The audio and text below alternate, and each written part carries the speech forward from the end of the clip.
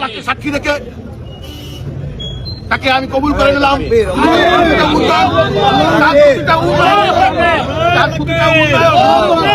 তার প্রতিটা উন্নয়ন এবং ভালো কাজে অবশ্যই তার সাথে আমি থাকবো এবং আমার জান এবং মাল দিয়ে।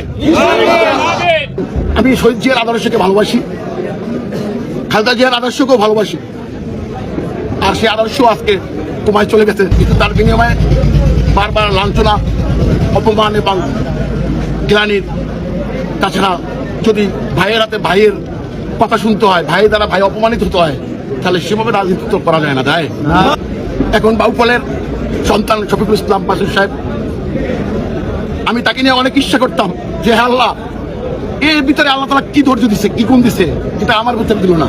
সত্যি কথা, সে আমি একই বয়সী হবো, সম্ভবত 92 বছর হবো, এবং একটা লোক কিভাবে ধৈর্য ধরে মানুষের কাজ করতে পারে, শুধু তার দলের না, শুধু একটা দলের না, তিনি দলের বাইরেও আমার জানা মতে অনেকের খোঁজ খবর তিনি রেখেছেন।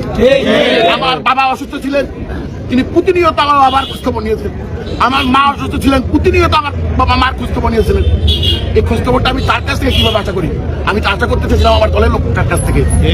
তারপরেও আমার তাদের উপরে কোনো ক্ষোভ নেই, কারণ আমি শাহজাহানের সন্তান, দল তাকে পরিচিতি করেছেন। আমি শফিকুল ইসলাম মাসুদের এই ভালো কাজের পাশে থেকে আল্লাহকে সন্তুষ্ট করে, আল্লাহকে সাক্ষী রেখে আল্লাহ তাআলা যেন আপনাদের মনে তার পাশে থেকে আমাকে কাজ করার জন্য তৌফিক দান করে। আমি এত উতলা আসছি আপনাদের কাছে, আমার ভুল ত্রুটি হতে পারে, আমার ভুল ত্রুটি হলে আপনারা আমাকে ক্ষমা করে দেবেন এবং নিজের ভাইয়ের মতো আমাকে পথ দেখিয়ে দেবেন। আশা করি আপনাদের মন আমি ভাঙবো না।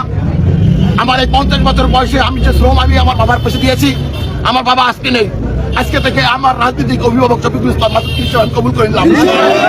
আল্লাহকে সাক্ষী রেখে তাকে আমি কবুল করে নিলাম।